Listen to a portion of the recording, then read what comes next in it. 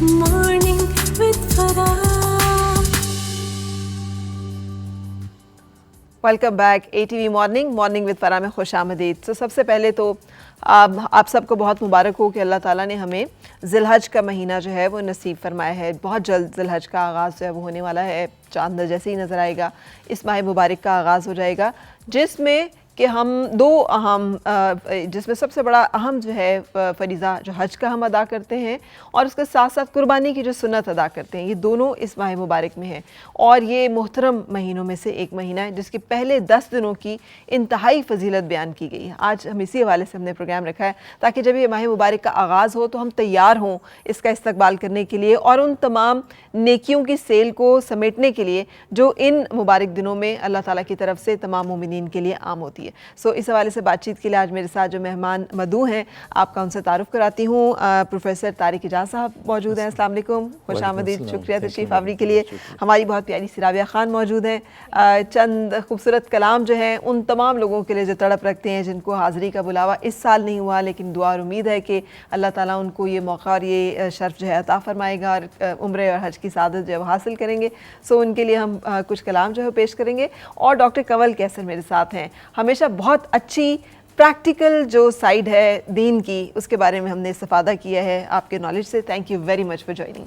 सो मैं पहले गुफ्तगू का आगाज़ करना चाहूँगी प्रोफेसर साहब, जैसे कि मैंने जिक्र किया कि इन 10 दिनों की ज़िलहज की 10 रातों की या 10 दिनों की कह लें इंतहाई फजीलत है। ये 10 दिन हैं या 10 रात हैं और इनकी क्या फजीलत हमें बताई गई है? बिस्मिल्लाहिर्रहमानिर्रहीम। ये जो माह मुबारक हज का जो अभी इंशाअल्लाह जिसका आगाज़ होने जा रहा है जी, असल में देखा जाए कि हम ओवरऑल हमारे उलमा भी और मुसलमान भी हम रमज़ान शरीफ की कोई शक नहीं है कि बहुत बड़ी फजीलत है, उसमें लैलतुल क़द्र है और हम हर गुनहगार मुसलमान को भी वो महीना भी याद है और शब क़द्र जो है वो भी याद है जी। मगर बदकिस्मती ये है कि ये जो हज का महीना है और ख़ास तौर पे इसके जो इब्तिदाई 10 दिन हैं इनकी फजीलत रमज़ानुल मुबारक की लैलतुल क़द्र से कोई कम नहीं है। मगर मोस्टली हम लोग इससे अवेयर नहीं होते, उस तरह से एहतमाम नहीं करते जी। जैसे रमज़ान में हम करते हैं। एतिकाफ़ के दिनों में ताक रातों के हुसूल के लिए बड़ी एफ़र्ट्स करके हम बैठते हैं ताकि हमें लैलतुल क़द्र नसीब हो जाए, जबकि यही चीज़ें जो है वो इससे कई गुना बढ़कर जो है वो ज़िलहज के 10 दिनों और रातों के अंदर जो है वो मौजूद है। रसूल पाक सल्लल्लाहु अलैहि वसल्लम ने ये इरशाद फरमाया कि ये जो हज के जो 10 दिन हैं इनके 10 दिनों में से हर दिन का रोज़ा वो 1 साल के रोज़ों के बराबर है और हर रात का क़याम लैलतुल क़द्र के अज़मत के बराबर जो है वो उसका अजर और सवाब है। यानी अंदाज़ा लगाइए मैडम कि ये हमें लैलतुल क़द्र तो हमें 5 रातों में ढूंढनी पड़ती है, मगर यहाँ पे तो जो है वो ढूंढनी भी नहीं पड़ती, पूरी की पूरी 10 रातों के अंदर जिस खुश नसीब को रात के चंद लम्हात जो है वो मुयस्सर आ जाए तो उसकी इबादत का जो दर्जा और जो अल्लाह की हुजूर में फ़ौक़ियत और बरतरी है उसका जो कबूलियत है वो उसी कदर है जिस कदर इंसान को लैलतुल क़द्र में ही नसीब होता चला जाता है। और रसूल पाक सल्लल्लाहु अलैहि वसल्लम ने ये इरशाद फरमाया कि ख़ास तौर पर ये जो 10 दिन और जो रातें जो अभी हज के चाँद के साथ ही इंशाअल्लाह ताला ईद के दिन तक हमें मुयस्सर होंगी, अल्लाह के रसूल ने फरमाया कि अल्लाह की ज़ात को इन 10 दिनों में अपने बंदा मोमिन हर इंसान साल भर के अंदर नेक काम करता है, सुबह शाम करता है, मगर फरमाया कि इन 10 दिनों और रातों के अंदर जो कोई मुसलमान कोई भी नेक अमल करता है अल्लाह की ज़ात को बाकी साल के अंदर किए गए नेक अमाल में से सबसे ज़्यादा महबूब अमाल अपने बंदों के वो हैं जो इन 10 दिनों और रातों के अंदर बजा दे लाते हैं। बिल्कुल, तो ये एक बहुत बड़ी इसकी अहमियत और फजीलत है। इसलिए रसूल पाक सल्लल्लाहु अलैहि वसल्लम ने यहाँ तक कि हमें जो है वो बता दिया कि इन दिनों के जो अज़कार हैं क्या पढ़ना है, हम उस पर आते हैं। लेकिन प्रोफेसर साहब जैसे आपने जिक्र किया डॉक्टर साहिबा क्यों हमारे यहाँ पे हम जैसे बात हुई कि रमज़ान मुबारक की मतलब कद्र व मंजिलत अपनी जगह है, लेकिन सारा साल मुसलसल ऐसी घड़ियाँ ऐसे अय्याम अल्लाह ताला ने ज़िक्र फरमाए हैं रसूल पाक सल्लल्लाहु अलैहि वसल्लम की हयात तैयबा से हमें उनका ज़िक्र मिलता है कि जिनकी फ़जीलत है, जिनकी बरतरी है, हम क्यों नज़रअंदाज करते हैं और क्यों हमारी एक तरफ तो दिलचस्पी नज़र आती है, दूसरी तरफ हमें लगता है सिर्फ एक कुर्बानी का एक जो है कि बस जानवर ज़िबा करना है और फिर सो जाना है। سو یہ ہماری طرف سے فریضہ ادا ہو گیا, یہ ہم نے حق ادا کر دیا ہے. ہاں فرا آپ نے بہت امپورٹنٹ بات کی ہے. ایکچولی ہمارا نا ایک شارٹ کٹ مائنڈ ہے. قرآن میں بھی کہا گیا نا کہ ہم جلد باز ہیں, امپلسو ہیں. تو ہم زندگی میں بھی یہ چاہتے ہیں کہ ہمیں کوئی ایفرٹ اور محنت نہ کرنی پڑے, بس شارٹ کٹ طریقے سے ہمارے سارے کام ہو جائیں.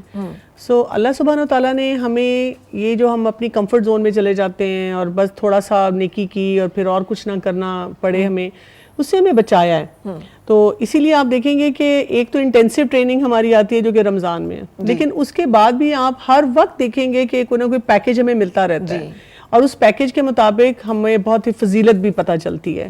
تو ایجوکیشن نہیں ہے, ہم پڑھتے نہیں ہیں, ہم سمجھتے نہیں ہیں, ہم کسی بھی کام کو ایز اے ریچول کرتے ہیں کہ بس یہ کریں گے بہت ثواب مل جائے گا, لیکن اس کی جو گہرائی ہے, اس کا جو فلسفہ ہے, اس کے پیچھے جو مائنڈ سیٹ ہے, اس سے جو ہماری لانگ ٹرم میں تربیت ہوتی ہے فیملی میں رہتے ہوئے ایز ایک فرد کے طور پہ, ہم ان باتوں کو نہیں نا سوچتے. یعنی کہ قربانی بھی اگر ہم کریں تو کیوں کریں, اگر ان 10 دنوں کی فضیلت ہے تو اب آپ دیکھیں کہ اس سے ہم اپنے آپ کو اور اپنی سوسائٹی کو کتنا اپلفٹ کر سکتے ہیں. یہ نہیں ہے کہ اب ہمیں اگلے سال تک انتظار کرنا ہے رمضان کا نا, اور پھر رمضان کے بعد ہم دوبارہ شٹ ڈاؤن موڈ میں چلے جائیں. تو صرف یہ بات ہے کہ اس مائنڈ سیٹ کو ٹھیک کیا جائے. مجھے لگتا ہے کہ وقت گزرنے کے ساتھ ساتھ لوگوں میں اویئرنیس بڑھ رہی ہے, ٹھیک ہے, ہاں, لیکن یہ بھی بات ہے کہ ابھی بھی ہم اس کو وہی سوئچ آن آف والا لے رہے ہیں. بالکل صحیح, اس کو ٹھیک کرنا پڑے گا. اور وہ جو ایک فائنل الٹیمیٹ قربانی ہے, اس پر جانے سے پہلے جو اپنے نفس کی قربانی ہے, اپنی ایسی برائیاں جو ہمیں بڑی محبوب ہوتی ہیں, جو ہماری جسے کہنا چاہیے کمفرٹ زون ہوتا ہے ہمارا, اس سے اپنے آپ کو نکالنا ہے, ایفرٹ کرنا, یہ بھی قربانی ہے, بہت بڑی قربانی. جب تک ہم قربانی کے ورڈ کا میننگ نہیں سمجھیں گے نا, قربانی کا مطلب کیا ہے, قرب سے ہے. تو بیسیکلی ہم یہ نہیں کر رہے ہیں کہ ہم کمپیریزن میں جا رہے ہیں کہ جی ہم نے بہت زیادہ قربانی کی ہے اور کتنا گوشت بانٹا ہے اور کتنا گوشت کھایا ہے اور کتنا رکھا ہے, بلکہ ہم یہ بات کریں گے, اور اس کو سٹیٹس سمبل نہیں بنائے نا ہم, بلکہ یہ بات کرتے ہیں کہ بھئی میرا مقصد کیا ہے کہ مجھے اللہ کے قریب ہونا ہے. اور جس طرح میں نے کسی بھی جانور پہ چھری چلائی ہے, تو اس طرح بہت سی میری اپنی خواہشات ایسی ہوں گی جس پہ مجھے چھری چلانی پڑے گی. بالکل, وہ دنیا کے نارمز کے مطابق میں فٹ ان نہیں ہو رہی ہوں گی, لیکن مجھے وہ کرنا ہے. تو یہی بات تو ہم سیکھتے ہیں. اب دیکھیں نا, لوگ کیا کرتے ہیں, قربانی ہوتی ہے تو بچے بے ہوش ہو رہے ہیں, کسی کو مائیں کہتی ہیں کسی کو بخار ہو گیا ہے, اور ہمارے جو ٹینیجرز ہیں وہ کہتے ہیں جی یہ والا گوشت تو ہم نے کھانا ہی نہیں ہے نا, بہت اسمیل ہمیں آ رہی ہے. تو ان سب چیزوں سے ہم نے اپنے آپ کو بچانا ہوگا. تو ان کے بچانے کا ہمیں پھر طریقہ یہی پتہ چلتا ہے کہ اس قربانی کی نوعیت کو سمجھنا, پھر وہی بات ہے اس کے فلسفے کو سمجھنا. ابراہیم علیہ السلام نے کس طرح اپنے بچے کو قربان کرنے کے لیے تیار, اپنے بیٹے کو قربان کرنے کے لیے تیار ہوئے. That's not easy. That's not easy. بالکل صحیح. تو پروفیسر صاحب, اذکار کا بھی ہم ذکر کریں گے جو کہ بہت امپورٹنٹ ہے کہ ان 10 دنوں کے ہمیں اذکار معلوم, لیکن جیسے فلسفہ بیان کر رہی تھیں ابھی ڈاکٹر کمل, تو ان 10 دنوں کی جو فضیلت ہے, بہت ساری اس میں واقعات, اس میں یہ بھی پتہ چلتا ہے حضرت موسیٰ علیہ السلام نے جو واقعہ ہوا ہے نیل فرات کو پانی کا پھٹنا, وہ جو ایک معجزہ ہے, وہ بھی انہی دنوں میں ہوا ہے. انہی دنوں میں نجات ہوئی ہے, انہی دنوں میں نوح کی کشتی جو ہے اس کو زمین ملی ہے. بہت سارے اور ایسے بڑے ہسٹورک واقعات جو معجزاتی ہیں, جو کرشماتی طاقت رکھتے ہیں, ان کے ظہور کے بارے میں ان ڈیٹس کا, ان 10 دنوں کا ذکر کیا گیا ہے. تو مجھے بتائیے گا کہ یہ 10 دن کی جو اور ہسٹورک جو فضیلت ہے وہ کیا ہے جو آپ یہاں بیان کرنا چاہیں گے؟ دیکھیے, چونکہ اس مہینے کا نام ہی ذی الحج, حج والا مہینہ, تو وہ مسلمان خوش نصیب جن کو وہاں جا کر حج بیت اللہ کی سعادت نصیب ہوتی ہے, وہ تو وہاں پہ قدم قدم پر ان ساری کی ساری برکتوں سے مالا مال ہوتے ہیں. یعنی کہ اگر ہم دیکھیں حج اور حج کا فلسفہ, تو اس کے پیچھے ایک ایک سٹیپ کے اوپر جو مناسک, جو ریچولز وہاں پہ پرفارم ہوتے ہیں 5 دنوں کے اندر, اور اس سے پہلے بھی ایک ایک چپا وہاں کا ایسا ہے کہ جس میں ہزاروں لاکھوں نیکیاں وہ خوش نصیب اگر صدق نیت کے ساتھ وہ پرفارم کرتے ہیں تو ان کو تو نصیب ہوتی ہیں. مگر وہ لوگ جو کروڑوں کی تعداد میں, اربوں کی تعداد میں مسلمان جو وہاں پہ نہیں ہیں, جو اپنے اپنے علاقے میں ہیں, تو وہ کیسے کو ریلیٹ کر سکتے ہیں اس فضیلت سے, ان کو کیسے حصہ مل سکتا ہے؟ وہ ایسے ہی ہے کہ جو حج کا مہینہ, ایک تو حج کے جتنے بھی مناسک وہاں پہ ادا ہو رہے ہوتے ہیں, اسی طرح سے یہاں پہ ہمیں مسلمانوں کو یہ حکم دیا گیا کہ جہاں پہ حجاج کرام کے لیے ہے کہ جب احرام پہن لیں تو اس وقت اپنے ناخن نہ کاٹیں, بال نہ کاٹیں. جو مسلمان ادھر قربانی کا ارادہ رکھتے ہیں, اسی سنت کے ساتھ اپنے آپ کو الائن کرتے ہوئے ان کے لیے بھی یہ مسنون عمل ہے کہ وہ قربانی کے دن تک جو ہے وہ اپنے ناخن اور بالوں کو مت کاٹیں تاکہ اس کے ساتھ ہارمنی ہو جائے. جو حجاج وہاں پہ کر رہے ہیں وہ ساری دنیا کے مسلمان ہر جگہ جگہ پہ کر رہے ہیں. مگر اس کے علاوہ جو ایام، یہ جو 10 ایام ہیں، ان میں سے چونکہ جو 5 ایام خاص طور پہ آتے ہیں 8 ذی الحج سے لے کر 12 تک، جو مکمل وہاں پہ حجاج کرام اپنی ایکٹیویٹیز پرفارم کر رہے تھے، اور ادھر ہم لوگ ان ایام میں سے ایک دن عرفہ کا دن ہے جس کی فضیلت کا جو 9 ذی الحج ہے، یعنی اگلے دن عید ہوتی ہے نا صبح 10 کو ہماری، جس دن حج پرفارم ہوتا ہے، حج کا رکن اعظم جو عرفات کے میدان میں وہ وہاں پہ ادا کر رہے ہوتے ہیں. اور ادھر ہم مسلمان حضور پاک صلی اللہ علیہ وسلم نے اس دن کے روزے کی بھی جو بہت بڑی فضیلت بیان فرمائی ہے. باقی بھی 8-9 دنوں کی فضیلت ہے کہ ہر دن کا روزہ وہ ایسے ہی ہے گویا کہ جو ہے وہ پورے سال کے روزے کے برابر ہے. اور رات کا قیام ایسے ہے کہ جیسے کہ لیلۃ القدر کا وہ قیام ہے.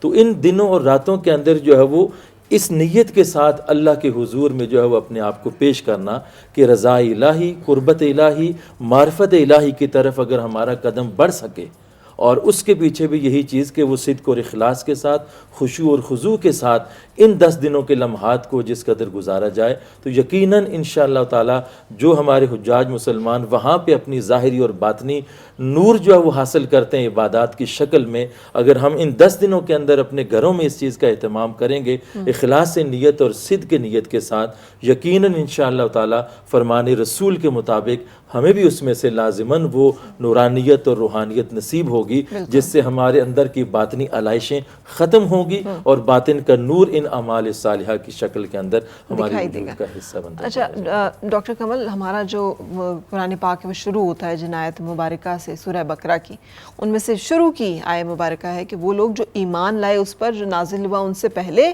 اور ان کے اوپر اور آخرت پر ایمان لاتے ہیں، اور یہی لوگ ہیں جو کہ فلاح پانے والے ہیں، جو کہ کامیاب ہیں. بڑا سمپل کرائیٹیریا جو بتایا کر دیا. ہمیں نہیں معلوم کہ ہم سے پہلے، جیسے میں پاس اوور کا سیلیبریٹ کرتے ہیں جوز جو ہیں، یہ ایک تہوار سیلیبریٹ کیا جاتا ہے، اور یہ وہ دن ہے جس دن کہ حضرت موسیٰ علیہ السلام کو یہ حکم ہوا تھا کہ وہ قربانی کریں اور قربانی کا خون اپنی چوکھٹ پہ لگا دیں. اور اس دن آل فرعون کے جو لوگ تھے ان کے بڑے جو اولادیں تھیں ان کی وفات ہوئی تھی، لیکن اللہ تعالیٰ نے بنی اسرائیل کی اولادوں کو محفوظ رکھا تھا، اور وہ نشانی جو تھی ان کے گھروں کی کہ جن کے باہر قربانی کا، اور اسے پاس اوور، کیونکہ وہ ان گھروں کو پاس اوور کر کے چلے گئے تھے. سو دے کائنڈ آف، مجھے لگتا ہے کہ جب تک ہمیں علم نہیں ہوگا کہ ہم سے پہلے کیا نازل ہوا، ہم سے پہلے کیا کس بات کی تکرار ہو رہی ہے، ہم سمجھ نہیں سکیں گے. یہ جو سمجھنے والا معاملہ ہے، جیسے ابھی ہم بات کر رہے تھے، ریچولز میں ہم چلے جاتے ہیں، اتنی دفعہ یہ پڑھ لیں، یہ کر لیں، وہ کر لیں تو کافی ہو جائے گا. آپ کو کیا لگتا ہے کہ ہم اس مسئلے کو، اس مرحلے کو کیسے حل کریں؟ کیسے وی ٹرائی ٹو انڈرسٹینڈ، کہ ہم تو انڈرسٹینڈ کرنے کے لیے بھی زیادہ سے زیادہ ترجمہ پڑھتے ہیں اور کہتے ہیں بس ہم نے سمجھ لیا. بالکل صحیح ہے. دیکھیں اس میں جو قرآن پاک میں آیا نا کہ حق کا تلاوتی، کہ جب بھی ہم نے قرآن پاک کو پڑھنا ہے نا، سب سے پہلی پرائم رسپانسبلٹی ہماری یہ بنتی ہے کہ ہم اپنے کلام کو تو سمجھیں نا.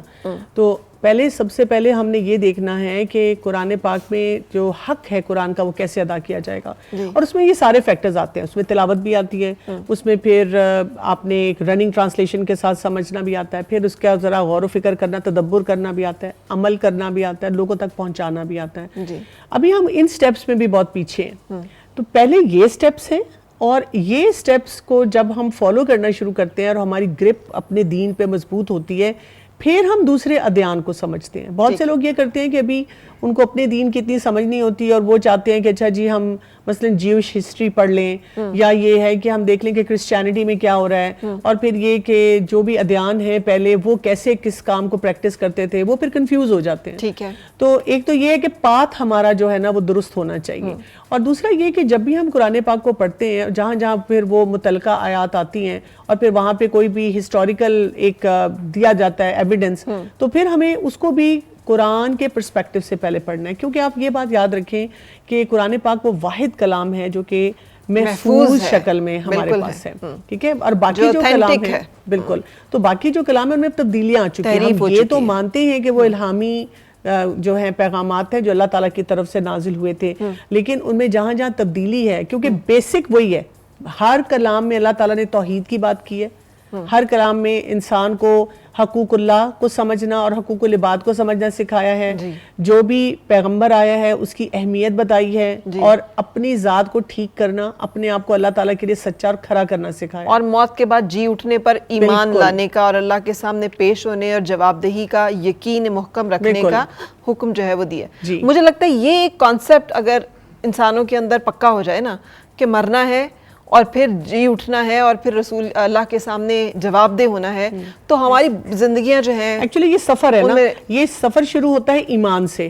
اور ایمان کیا ہے کہ آپ کے دل کی کنڈیشن ہے کہ آپ اپنے دل میں کیسا محسوس کرتے ہیں, آپ کیسے سوچتے ہیں, کیسے اللہ سے ایک تعلق بناتے ہیں. لیکن اس کے بعد ہمیں یقین تک جانا ہے, اور یقین کی کیفیت جو ہوتی ہے نا وہ پریکٹیکل عمل کرنے سے آتی ہے. جب تک ہم عملی طور پہ کوئی کام نہیں کرتے تو ہمیں یقین نہیں آ سکتا, وہ پھر ہم ڈاواڈول ہو جاتے ہیں. پھر ہم جب احکامات کی بات آتی ہے تو وہاں پہ ہم کہنا شروع کر دیتے ہیں مجھے یہ مشکل لگ رہا ہے, میں یہ نہیں کر سکتا.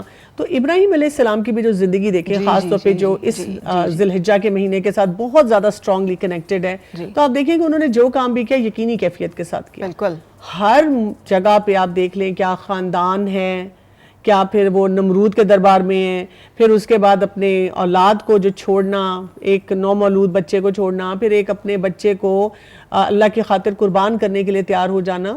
تو وہ ہمیں بتاتا ہے کہ ایک یقینی کیفیت تھی کہ وہ میرا رب ہے, اگر کوئی مجھے حکم دے رہا ہے, میری ذات پہ کوئی زد بھی پڑ رہی ہے, that's okay, that's not important. جو چیز امپورٹنٹ ہے وہ یہ ہے کہ وہ جسے ہم کہتے ہیں نا ٹھنڈے ٹھنڈے پیارے پیارے میٹھے میٹھے مسلمان نہیں بننا, تھوڑا سا رف اینڈ ٹف بننا پڑے گا.